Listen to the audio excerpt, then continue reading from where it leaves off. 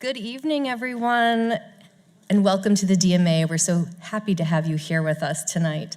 I'm Nicole Myers, Chief Curatorial and Research Officer here at the DMA, and I'm delighted to welcome you to tonight's talk to celebrate the opening of X Marks the Spot, Contemporary Screen Printing by Brand X Editions. Since its founding in 1979, Brand X has worked with a veritable who's who of contemporary artists, pushing the enormous possibilities of screen printing to create some of the most technically complex works ever made in the medium. In just a moment, you'll learn from our distinguished panelists about this fascinating process from conception to completion. But before we begin, I want to extend our gratitude to you, our DMA members, for your continued support of the museum and all of our programming. We're really sincere when we say this. It's through your generosity that groundbreaking exhibitions like this and programs like tonight's panel talk are possible. So I just want to thank you for being here, supporting all that we do at the DMA tonight and throughout the year. I'd also like to extend a special thank you to Bob Blanton, who's on the stage, the founder of Brand X Editions, and David DeSanctis. Yes, please. And we're going to get to hear a lot from Bob tonight.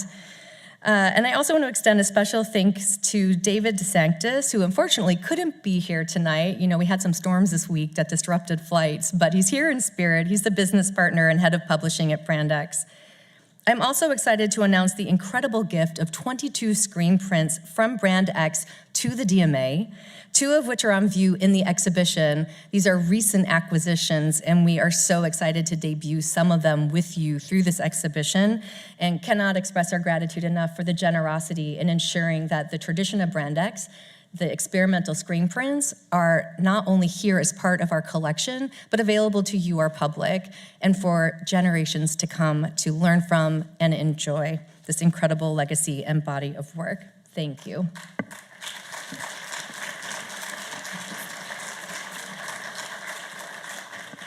And now I'm pleased to introduce our moderator for this evening's panel talk, Screen Printing Then and Now, a conversation with Brand X. Dr. Emily Friedman, who's at the end of the row if you don't know her yet, is the DMA's inaugural Alan and Kelly Questrom Assistant Curator of Prints and Drawings. She holds a PhD in the history of art from Johns Hopkins University and has held positions at several institutions, including the Philadelphia Museum of Art, where she collaborated on the first iteration of the Brand X Editions exhibition. Other exhibitions at the DMA include Roy Lichtenstein in the Studio and Paper Technologies, Italian Prints and Drawings, both of which are currently on view in different locations in the museum. So you can't see them tonight. You're just gonna have to come back if you haven't already to see these fabulous projects that Emily has launched and mounted. And now please join me in welcoming Emily and her fellow panelists here on the stage for tonight's program. Thank you.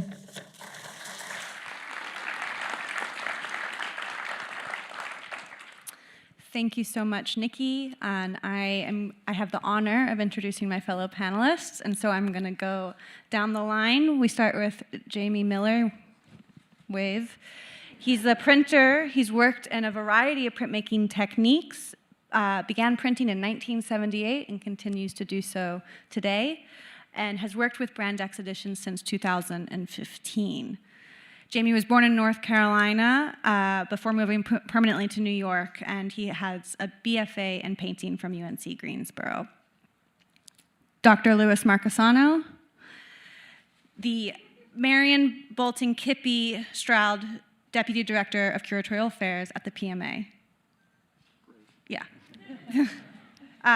Louis first joined the PMA in 2019 to lead the Department of Prints, Drawings, and Photographs, where he hired me in 2023.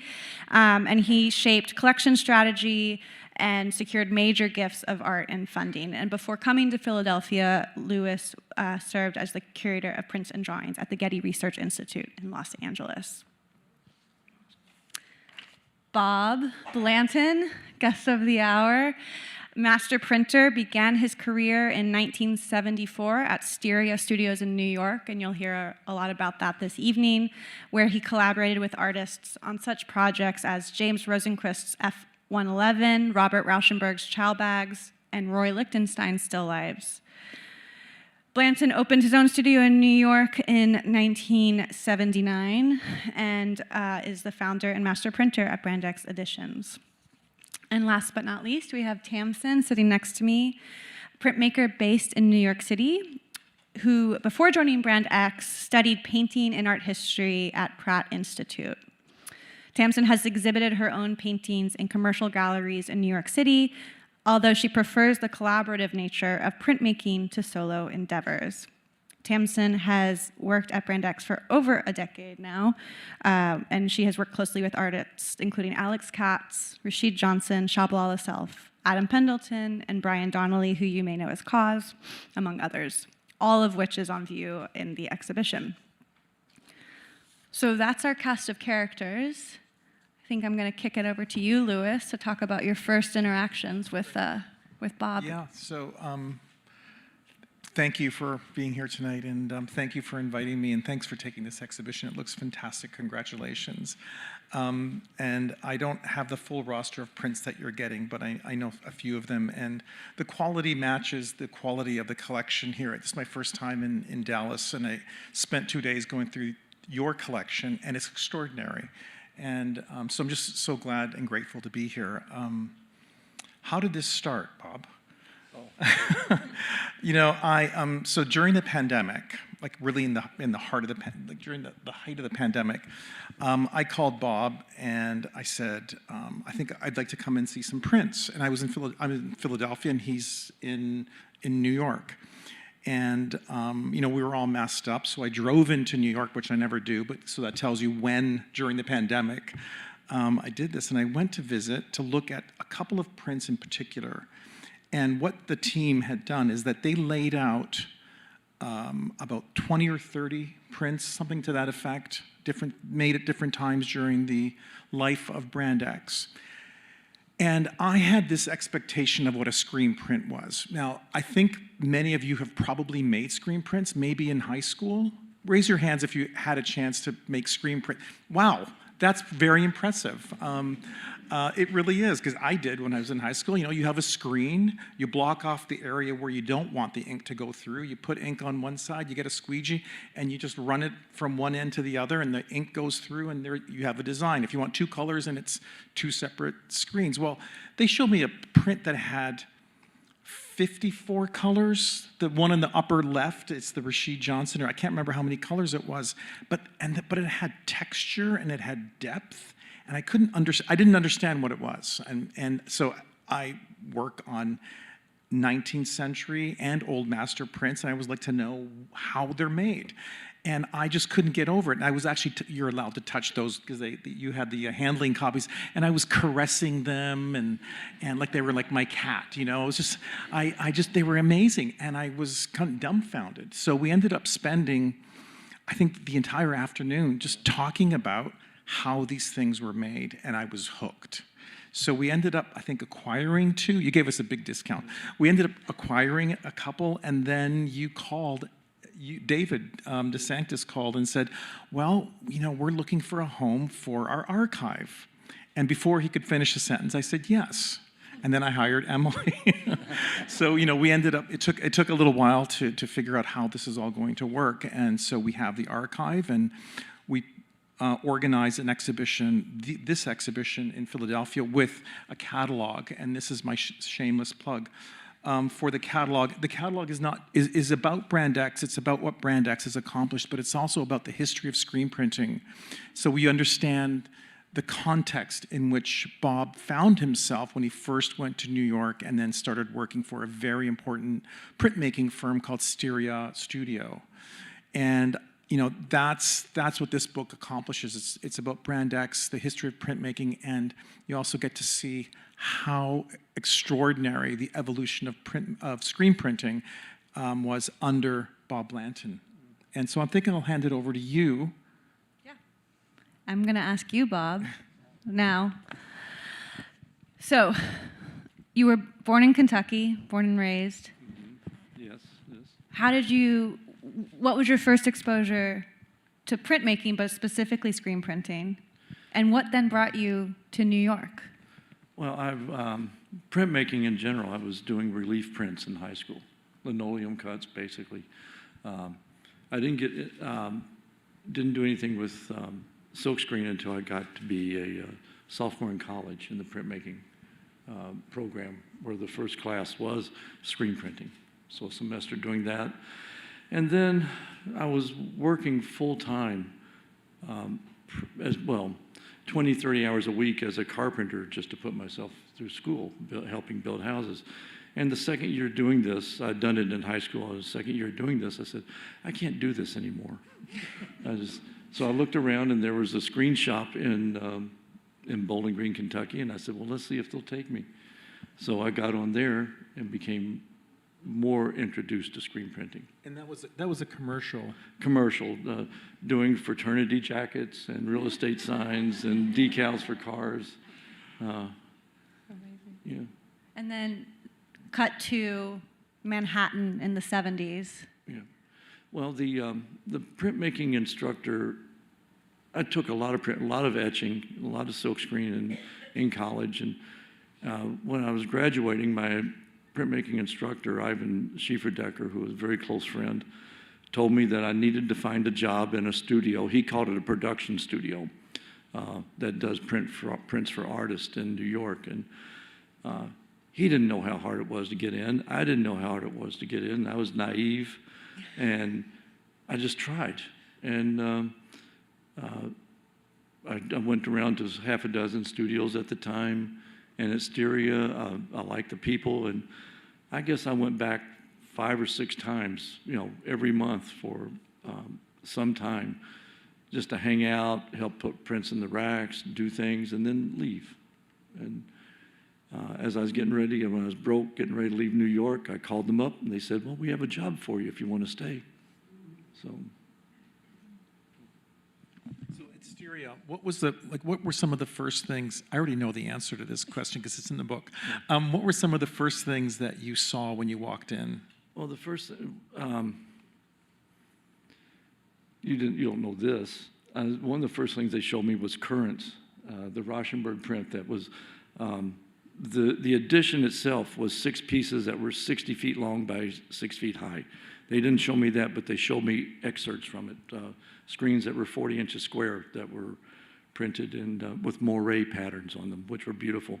But I saw Andy Warhol, the chow bags, Ed Ruscha's insect portfolio, the Lichtensteins that they were printing.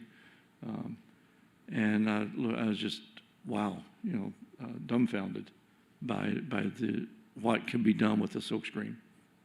What was the difference between what you thought screen prints were and what they could be at that moment? Because you were 22 years old, right? 22 years old. Yeah. I'd had experience as a commercial printer. And in the commercial shop I was in, there was no 4-color process, no CMYK printing. There was, so that was a big eye-opener that this could go on, that you get these photographic type images that could go down. And the subtlety of what was being done with the Ruscha's on the insects, the drawings of the insects that were printed onto different papers and wood veneers was just totally eye-opening.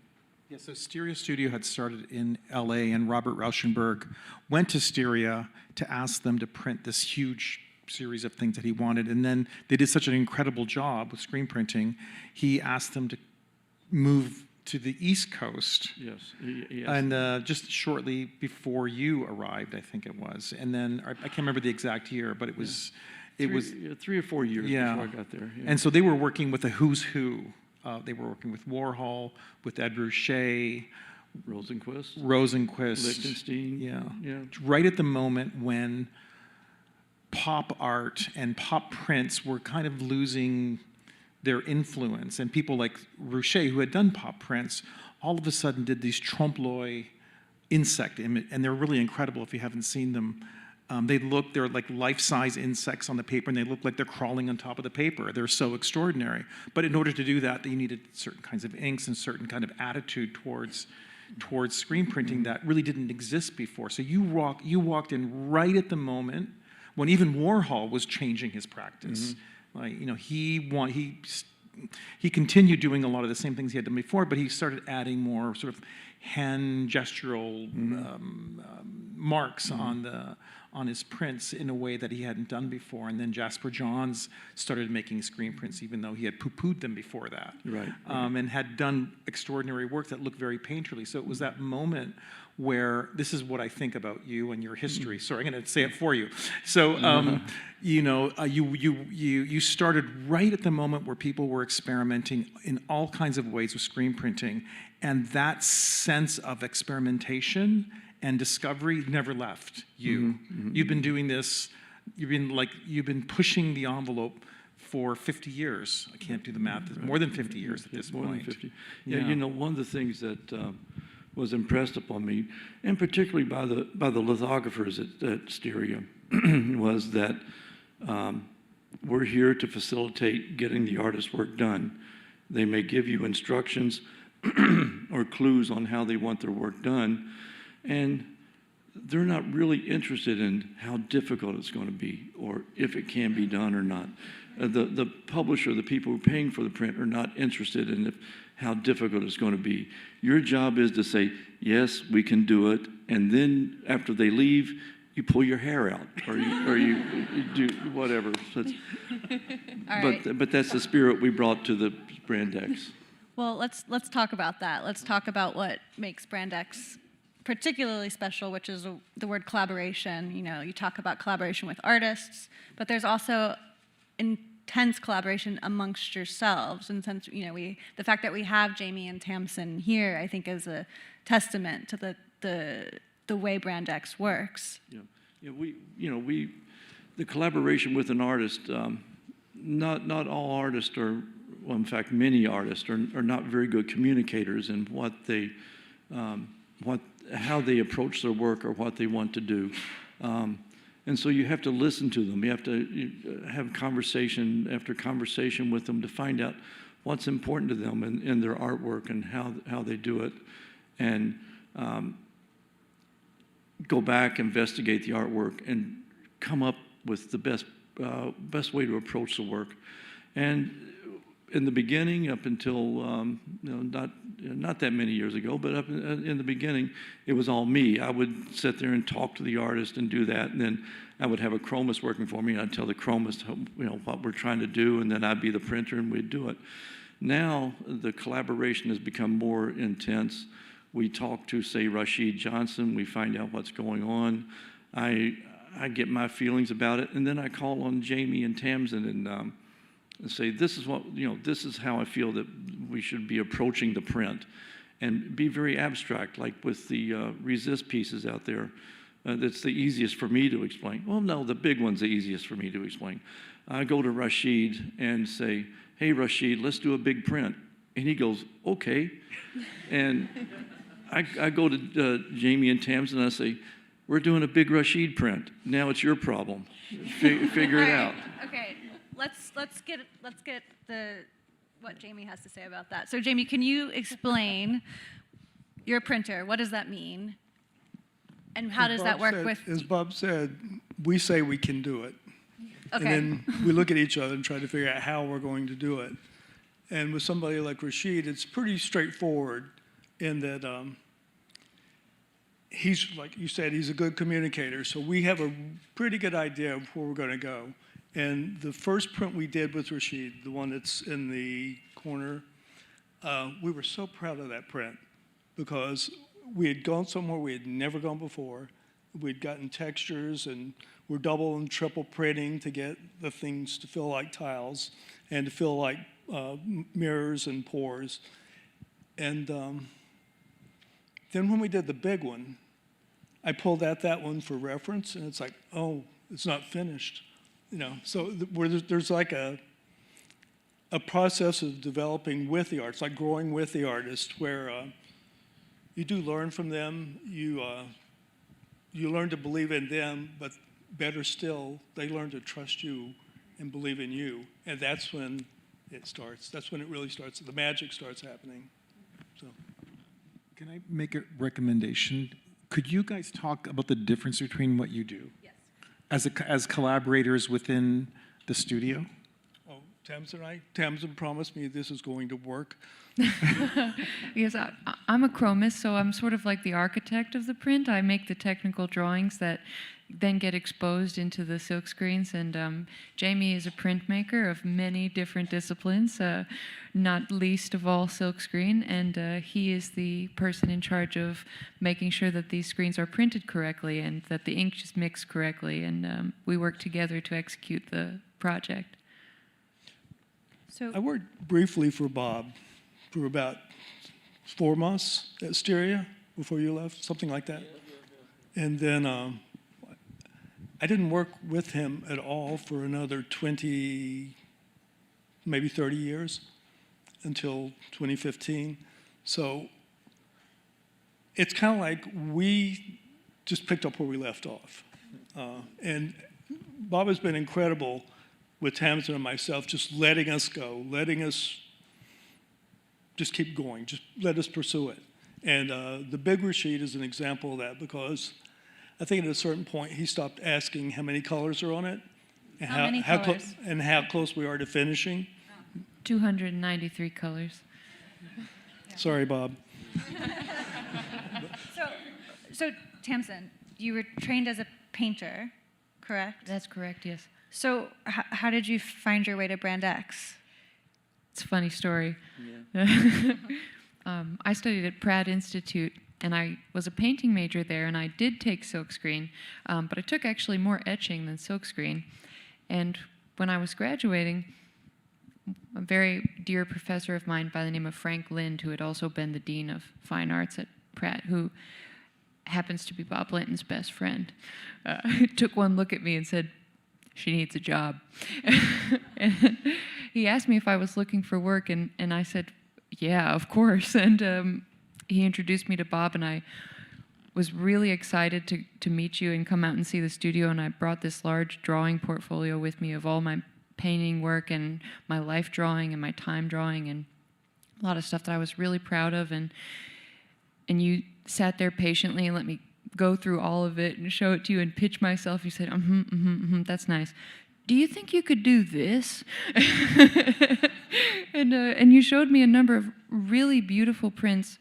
A lot of them were from the Lincoln Center portfolio, like different works that we'd done for Lincoln Center over the years. All gorgeous hand-drawn silk screens beyond the complexity of anything that I had seen up to that point in my life, because I was not a printmaking major, and it was really new to me, and I was like, yeah, I could do it, yeah. Same attitude, yeah. And I really learned everything on the job, having a strong foundation in life drawing and art history as well. An ability to think and speak about art was what prepared me for the job, and everything else I learned on the job, and I still learn all the time. It's a continuing education. I've been at Brand X much, much longer than I was at Pratt. So what do you mean when you say you're an architect of the print? Can you break that down a little bit? So one of the things that I didn't really understand when I first started making separations for print was the concept of trapping. And trapping is an idea that when you're printing colors sequentially to achieve a final image, there's a potentiality for there to be gaps in between the discrete colors. And a really good print is designed in such a way that you don't have white gaps in between the colors.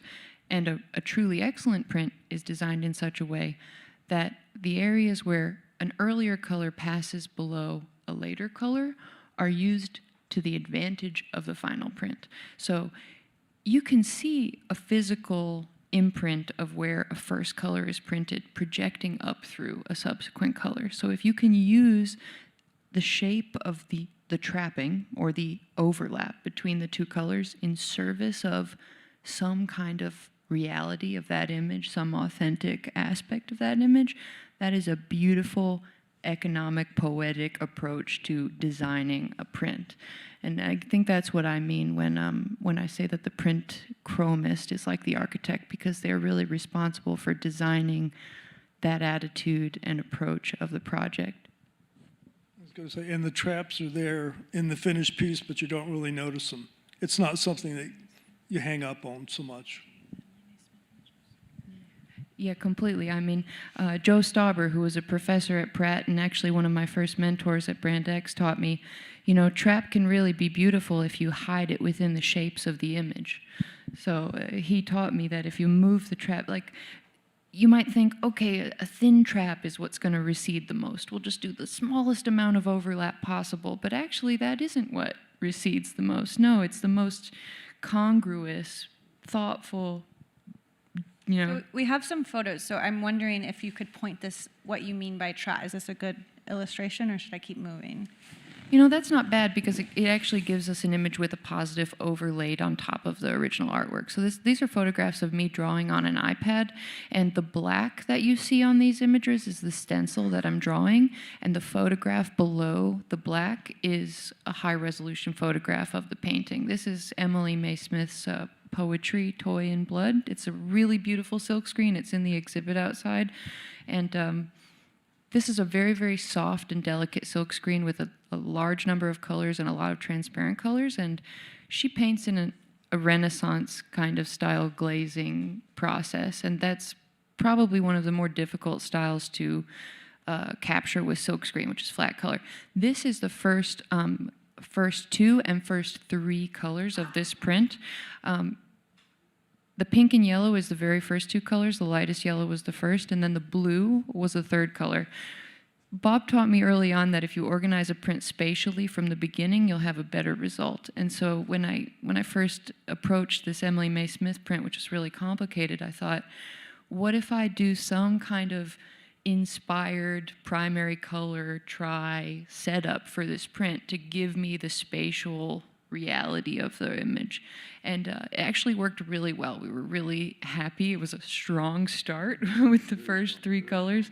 And it was funny because the yellow is opaque, the pink is semi-opaque, and the blue is completely transparent. And that was all by design. That's another element that I'm responsible for dictating. I describe to the printer the color and quality of the ink that is to be put through that drawing and put through that screen. So if I want it to be semi-opaque, that's something that I communicate to Jamie, and then he subsequently mixes the ink that way. How many colors did you end up working on for this print? I think it's around 50. I don't remember something exactly. Close to 50. Close to so 50. Every time you worked on one color, Yes, one at a time. You worked with Emily. But it was Right. less than you thought. It was, yeah. Right. That's the magic Yeah. of transparency. But you worked with Emily, so Emily would watch you draw, yes. maybe, and she would watch you choose a color. And what she said about that process, I don't remember if you, I think it's in the book.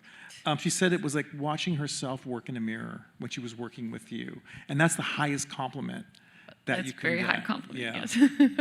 She was such a delight to work with because she was so appreciative of what we were doing. And she, I mean, I was trained as a painter. I feel like that's one of my strongest skills in this discipline, is being able to look at a really complex painting like this, understand how it was made, and combine that with my knowledge and experience at the studio of how to construct a successful print and marry the two, and then reach a successful economical interpretation of the painting. And it really brings me joy. Yeah. This is a later stage, not complete, but later stage of the print. That's the signing day when Emily came to the studio to sign, so those are the finished prints there. Oh, there's Jamie. Oh, there's Jamie. Emily May is actually a Texas native. It's too bad she couldn't be here tonight because she would be so thrilled to have her work here. So this is a question for Bob and Jamie and Tamsin and Lewis, if you'd like to, if you have some thoughts. So we talk a lot about the history of screen printing as something that is rooted in a sort of commercial space. It was used by the military, it was used by Coca-Cola, it was used by Crayola to sort of, you know, and also calendars and wallpapers and such. So we know that it wasn't always applied to paper, but you, as a group, work primarily on paper. Could you talk about some instances in where you're printing on different substrates and what that meant? Sure. Certain things present different problems. If you're printing on a thin piece of metal, you know, like a litho plate, we printed on litho. We printed a Mimi Gross on litho plates, cut them out, and made a little rabbi for the Jewish Museum sculpture. Right. So you're printing on like a litho plate. It's so thin, it's like paper. So there's no real issues with that. If you're printing on like the Joel Messler half full piece out there, is printed on a piece of aluminum. Honeycomb aluminum that's like an inch thick. So that causes a problem. You have to raise, the screen is made to fit down to the table. Well, we have to raise the screen up to facilitate the metal. And then because it has an edge, you have to build runners on the side to surround to go on it and to hold the squeegee so it doesn't work. It has to be the right height. If it's too high, it doesn't print on the edge of the metal. If it's too low, it smears. So you have to figure that one out. When we did the Jeff Koons monkey, that was truly Can you describe what that was? a force. The Jeff Koons monkey was a piece of steel that was 9.5 feet wide. And if you include the tail in the measurement of it, it was 10 piece of steel. It was not a square piece of steel. Cut out shaped piece of steel. It was a 10-foot wide piece at the bottom across to print it. Balloon monkey. Yeah, balloon monkey. And so we had to build tables to hold this 600-pound piece of steel.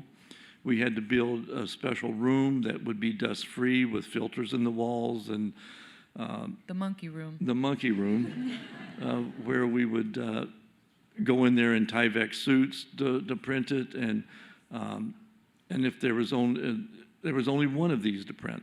There were 5 of them to print, but each was a different set of colors. And there were, we had to build surrounds around the monkey, which mean we had to cut masonite or plywood, I think masonite, to build up to cause a surround for the squeegee to ride on. But we still couldn't get over the tail. Couldn't get over the tail. So on one side, the printer, I don't know if there's a shot here of us printing. I know There's one in the book. And one is in the book of us printing. There's a printer on either side of the table, and they take the squeegee and they walk from one end of the table with putting pressure on the screen to the other side of the table, printing the piece. Well, in the monkey, on one side, one printer could walk all the way down. On the other side, the printer could only walk as far as the tail, and then he had to pass it off to the second printer and print it the rest of the way. And if there was a change in pressure, if there was a pause in the movement because of the type of screens we were using, there would be a line and show up in an impression, show up in the printing. And that would negate the effort, and we'd have to wash it off and start all over again. And there were about 20 colors on the body of the monkey and 10 colors on the tail. And I think out of the 5 pieces, there was only one that we started it and finished it. All the other ones we washed off a dozen times. And the last one that we did, I don't know how many times. We washed it off dozens of times. That's the one you were doing when I started working there. Dozens of times. When it was monkey time, it was a dark time. Everybody put on the Tyvek suit and walked solemnly, silently to the monkey room to go see if we could get a correct run. I was like, what are they doing? Tamsin, you were there a year before me. They were finishing that when I started. Yeah, so it took a year, that one, the blue monkey. And we hadn't started the tail yet. Hadn't started the tail. Hadn't started printing the tail. Yeah, no. So that was one of the we also did a trophy for NASCAR once. That was pretty cool. Yeah. Because Brian Donnelly was hired by NASCAR to make a SpongeBob trophy, and he had us fabricate it, basically. We received the cut aluminum facets that were all then later assembled into a 3-dimensional trophy, and we printed on it. Yes. Now, when things that we could handle, not the 600-pound monkey, but the Joel Messler panel out in the show, or the Cause trophy, or the Alex Katz cut-out pieces on aluminum. I have found over the years that if you let it sit flat, it has a surface area that every piece of dust in the studio can sink and fall onto it. But if you stand it up vertically, you reduce the surface area and less dust can get to it. So While it's drying. while it's drying. So we had to build special racks for, it started with Alex Katz, where we had to build special racks for the vertical pieces. And that moved into just adjusting them for height for the messlers. And so there's all kinds of adjustments and challenges that we have to make depending on the project and what needs to be done. Speaking of surfaces, when I first started working for you at Styria, Hannah Wilkie on plexiglass. Oh, And we washed those off dozens of times oh, too. yeah. Well, Styria was not the cleanest studio. That was every bit of New York coming in through the windows. Yeah, we at Styria we would get prints from.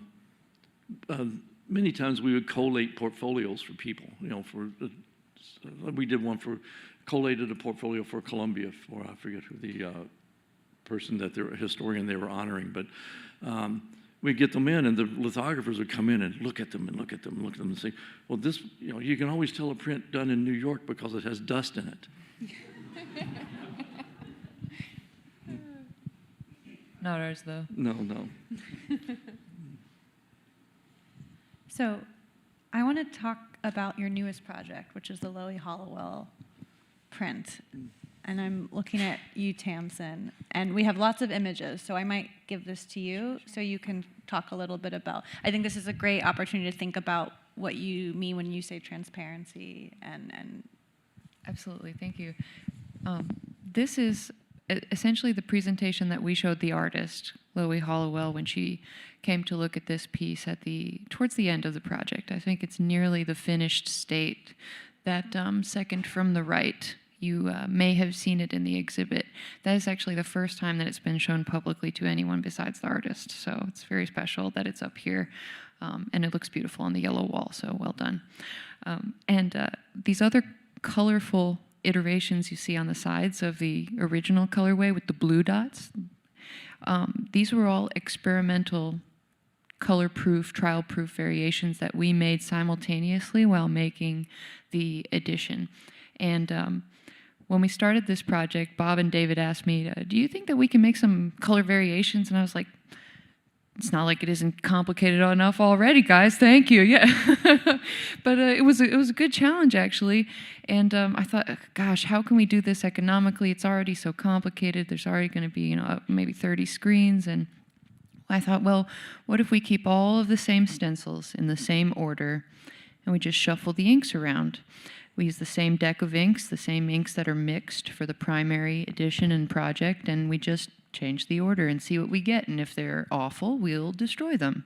And so that's what we got. And actually, the orange one on the far right here, Loie thought was so beautiful and so lovely that she considered it finished at this stage. And really, it had been Alex Mercedes and myself, who was the printer on this job, who had chosen what colors to put through these screens and said, it's kind of going orange, maybe we'll keep going orange.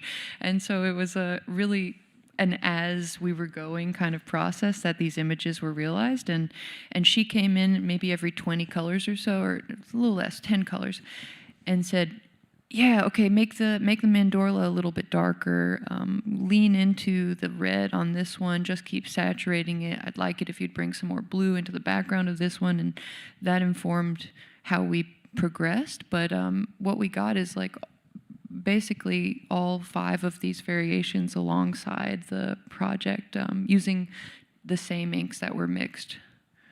Tamsin, you were working in triads of ink. More or less, yeah. When we got towards the end, we ended up repeating a lot. Like in the red colorway, for example, we kept reusing the trans red.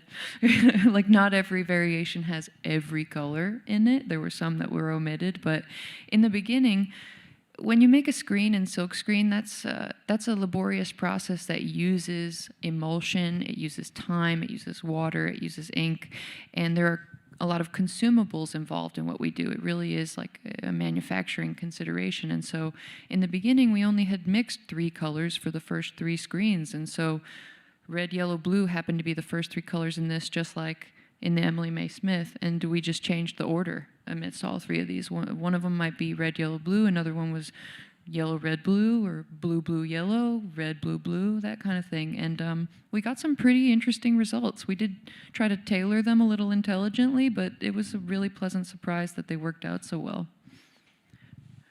This is basically a mock-up of a section of the print rotated on its side here. And this was how I was visualizing, okay, now we have these pretty nice color variations. I don't want to totally ruin them by printing the wrong color on top. So how can I use Photoshop to visualize what would be a best approximation of which ink in our deck to use on these? So on the right side, you can see the layers menu, and that gives you the color and the transparency versus opacity kind of setting. And I had basically a digital iteration of every ink that we used, and I would put the various inks through that screen of the day and say, which one do I want to use? Which one do you think looks good, Alex? And he would tell me, and we'd go from there.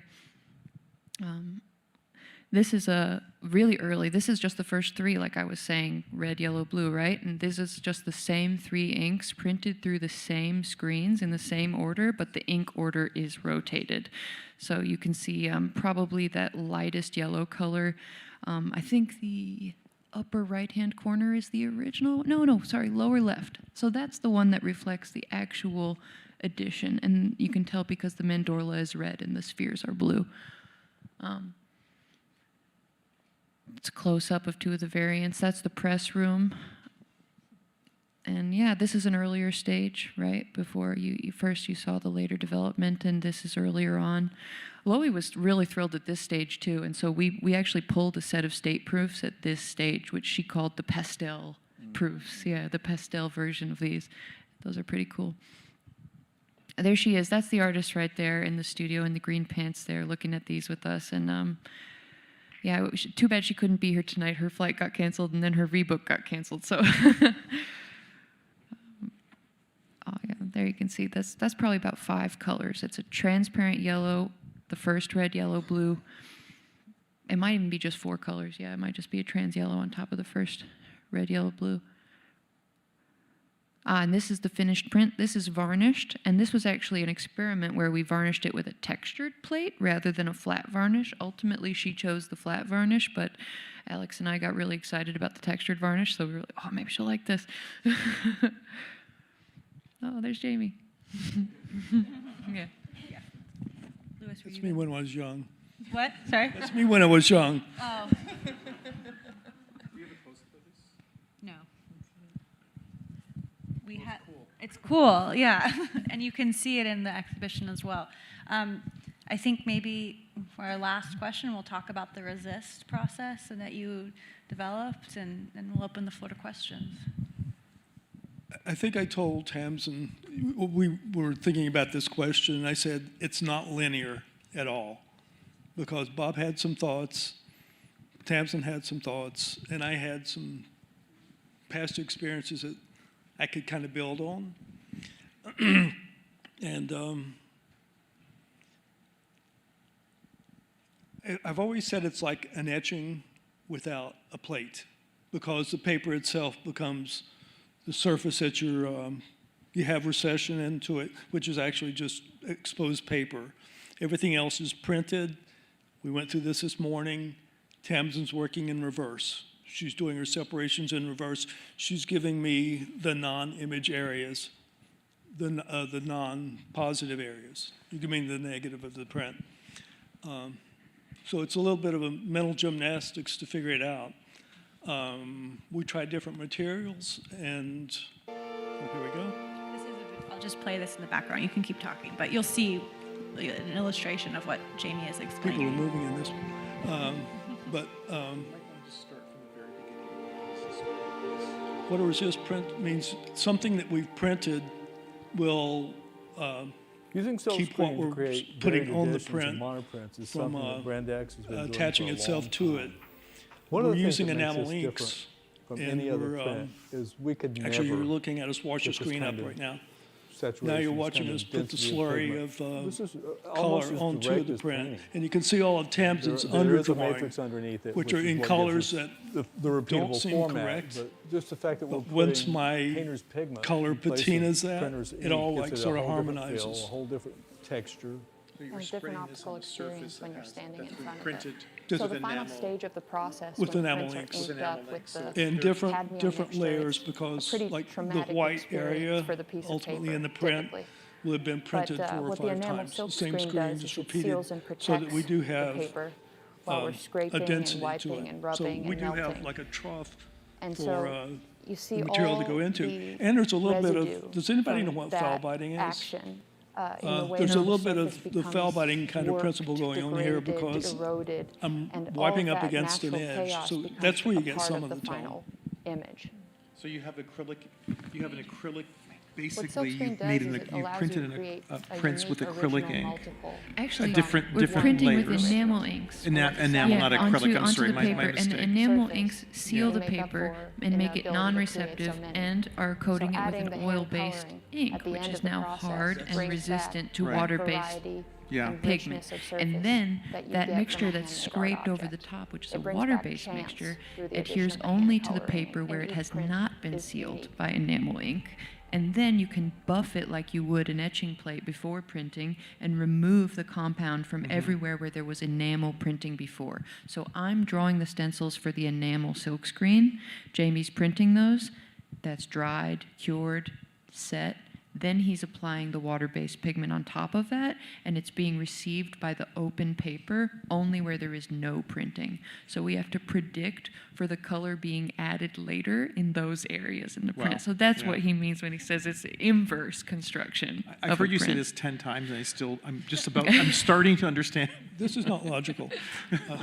But I was going to say, after we do all that, we'll let the print dry really well, and then we really go after it to pull out the image, because what we leave on is kind of a very dense film.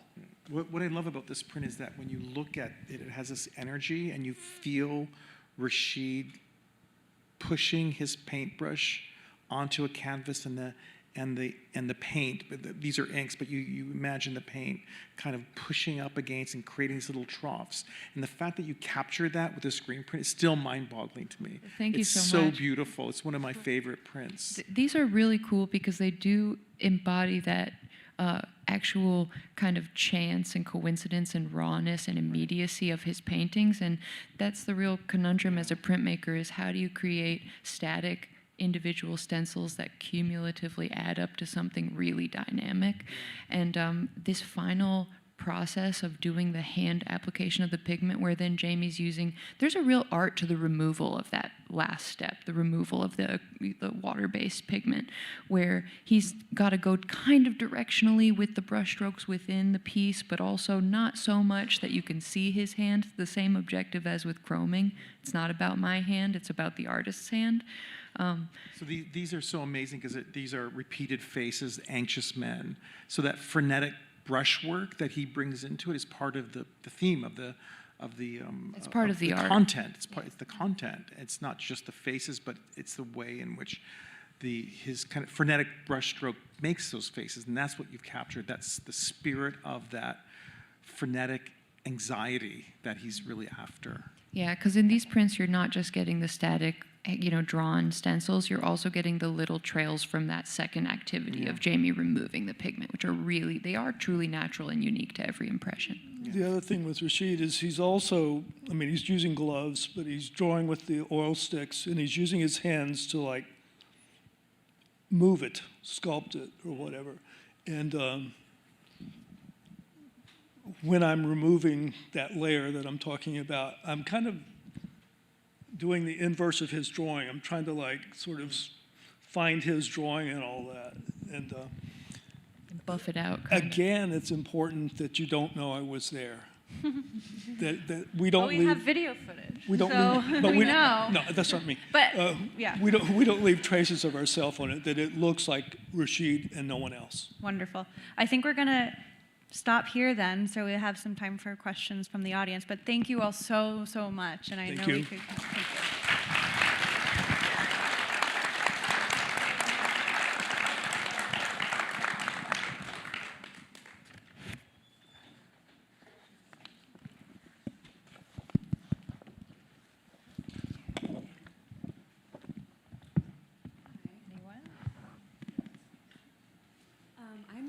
curious what each of your favorite projects that you've worked on is and why.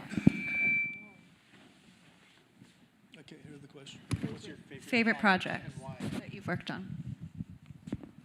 It's a question I don't normally answer because there have been artists I've been dying to work with, and it didn't work out so good. There have been artists that I didn't know anything about that turned out to be the best thing that ever happened to me. My favorite print in the show is the Blue Rashid, because when I was doing it, I went, and it's totally internal, but this does everything I would ever hope a print could do.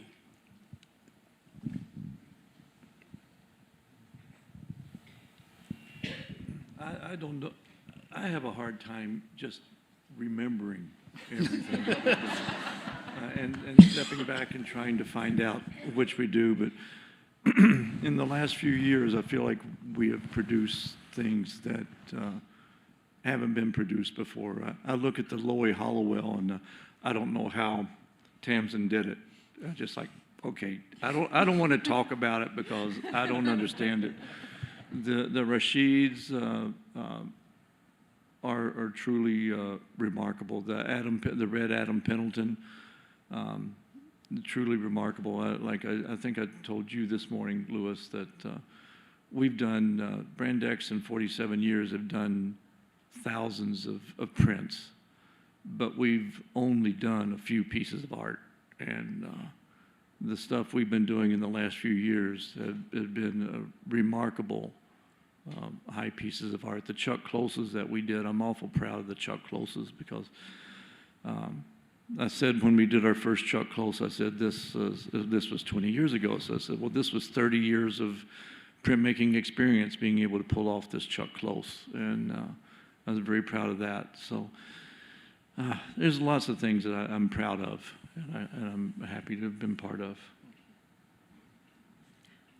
I think there's a difference between like your favorite project that you were involved in and your favorite project that you've seen take place in the shop, because the one that comes to mind that I was reminded of today is actually the Lyle Ashton Harris piece, the triptych that's in the show, because that was early on in my time at Brand X. It's the red, green, and black self-portrait of the young man in the studio. And Lyle Ashton Harris is a photographer, and I remember him coming to our studio and asking, well, how can I do a silk screen? You know, how can a photographer do a silk screen? And we showed him a number of things that utilized halftone dot and how, you know, the kind of graphic impact that has on a photograph. And if that's something you're willing to embrace, well, then we can work together. But he was so engaged and so curious and such an interesting person to have in the studio. He came in every day for a week. He stood there and waited while Steve pulled the different proofs and colors, waited for them to dry, and then we hung them up, and then he stood there and held court, and we all critiqued it, and he said, I like what's happening here, but I want it to disappear a little bit more. And that was so cool to witness that from the other room where I'm drawing a Jennifer Bartlett on the light table, because that's really why I got involved in this whole field, is that I wanted to work in the arts and I wanted to work alongside people like that and be exposed to their ideas on a regular basis. So when an artist is really engaged like that and wants to come into the space and work with you and learn with you, it's extremely rewarding. So that is one of my favorite projects I've ever been privy to.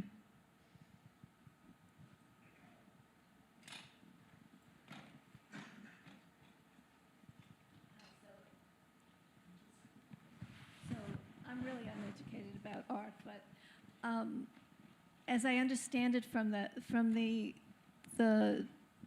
pictures that you showed with the different colored orbs, and you were experimenting with the colors, so the artist came to you with the design, and then you're in charge of getting the colors.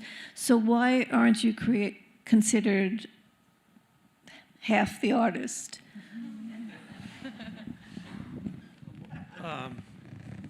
We contribute a lot. We are not artists. We have artistic sensibilities. We're excellent craftsmen, and that's what our medium is. Our craft is silkscreen. Our talent is in collaborating with the artist and interpreting what they're trying to do into another medium, going from a painted medium into a printed medium. I think some of the artists that we've worked with would say that we are artists. And actually many of the people that work at the studio do make their own work. But in the role specifically that myself, for example, that I'm fulfilling in the Loie Hollowell project is that I'm a resource for her to actualize her artistic vision. We're given an image. Sometimes it's a complete finished painting, a high-resolution photograph of that. Sometimes it's a schematic of a piece that doesn't exist yet. But at every step of the way, she's making the final decision, and I'm oftentimes offering multiple options from which she's choosing. And we do have a lot of influence on the aesthetic of the final piece, but that's all sort of rooted in the aesthetic tradition of our studio, which is something that they're aware of when they come into the shop and look at our portfolio of work, and they know what they're getting involved with. It's really not until exhibitions like this where people like Louis and Emily have decided to elevate the people involved behind the scenes in this craft and put our names on the plaque next to the artwork, where we're really getting this kind of recognition, and it's hugely gratifying and truly amazing. It's not something I expected in my career, and it's so gratifying. So thank you guys. We're supposed to not interfere with the artist's aesthetic, but we're also, since the artist doesn't know what the print medium can give, we're supposed to contribute a lot and lead. We can nudge artists different ways. We can hint at different processes or different ways that the print could bend and do things. I used to work with an artist named Leroy Neiman, and a very commercial artist that we worked with for 20 years. His work financed the studio, kept us going so we could do losing money projects with Roy Lichtenstein or other people. But Leroy one day, he was working with another printer, and I was up at his place, and he told the other printer he wasn't happy with what the guy was doing. He says, I expect the printer to bring something to it, to bring something, his words were, bring something to the dance. So we have to contribute, we have to lead, we have to be there, but we can't cross the boundary and change art and change. direction. Yeah, we're not art directors. We're not art directors. We're also taking down the barriers, the technical barriers that would make it difficult for the artists to get where they want to go. We're not leading, and we're following. And like an artist can have a decision, I want to, add 2 more shadows there. And that for him might be a baby step. That's a lot of gigantic steps for us to catch up to him again. So we're just there to get them where they want to go. Yeah, I and think to you listen. said once we take the pain out of printmaking. We have a question right here. This is somewhat of a mundane question, but what does the typical day look like in the studio? Like hours spent in a day, things like that. I didn't get all of them. What does a typical day look like in the studio, the hours you spend there? Typical day. That's a hard one. We come in, we fill up our solvent cans, we get our inks ready, we get our screens in register, and we start printing. If we're fortunate, we can get 2, possibly 3 colors a day. So in a print like Loy, that's many days of work. We reclaim screens. The artist comes in. Usually, we know the artist is coming in, and if it's in Sometimes they show up. sometimes there's surprises. But Like Adam Pendleton likes to show up. Adam Pendleton either shows up really, really early or really late, and you never know which way it's going to be.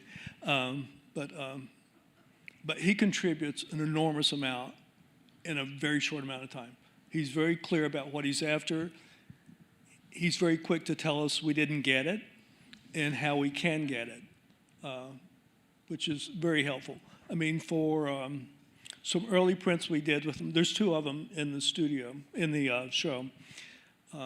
We did many proofs before we found prints that he liked that worked with the resist process. I mean, we had a stack of prints that was maybe 30 or 40 sheets. Of all that, we got 9 prints 9 editions.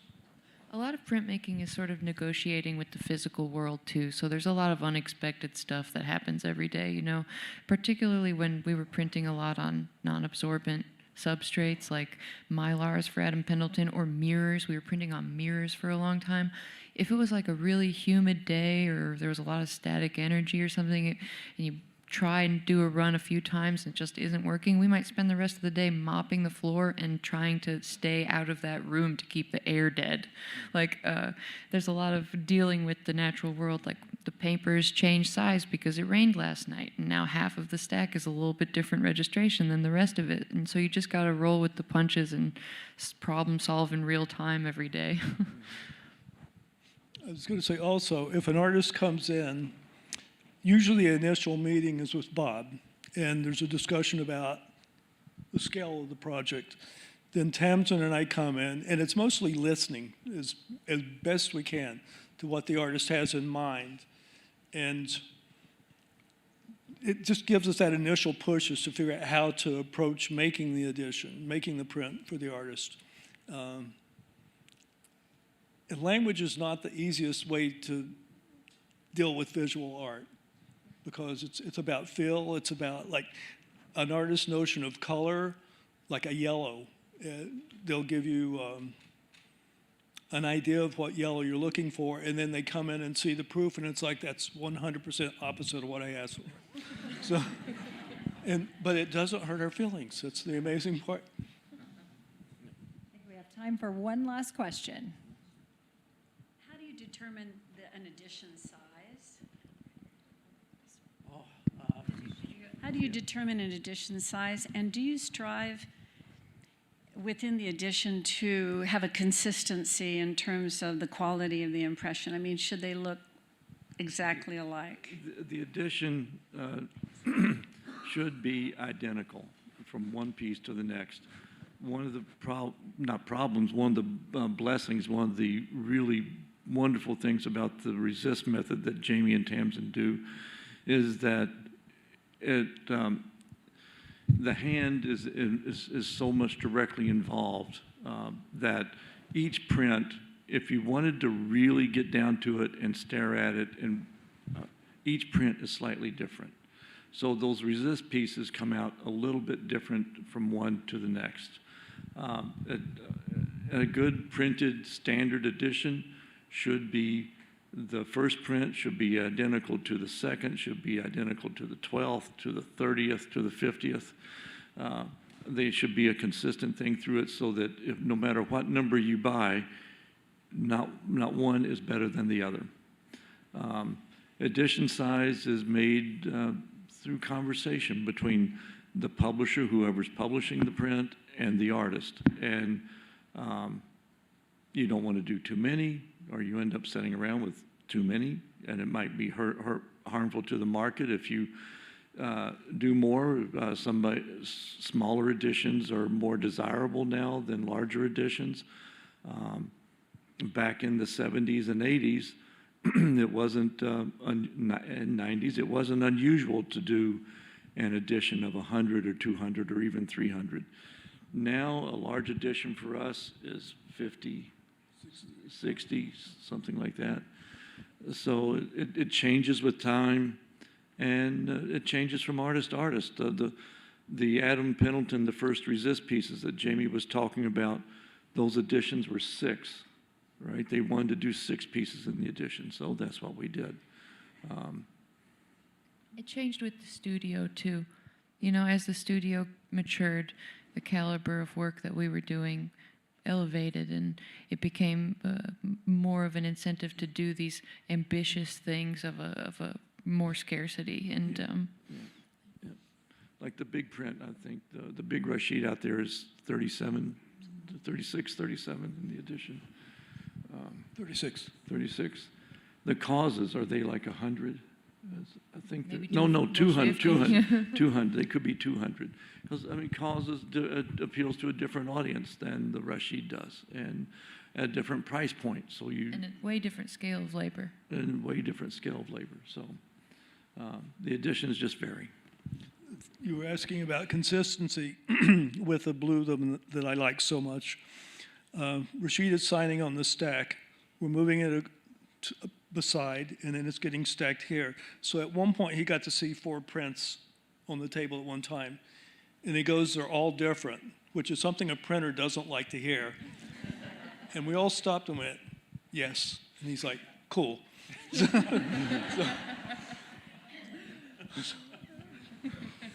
right. Well, thank you again, everybody. Thanks for coming. Thanks for being here with us.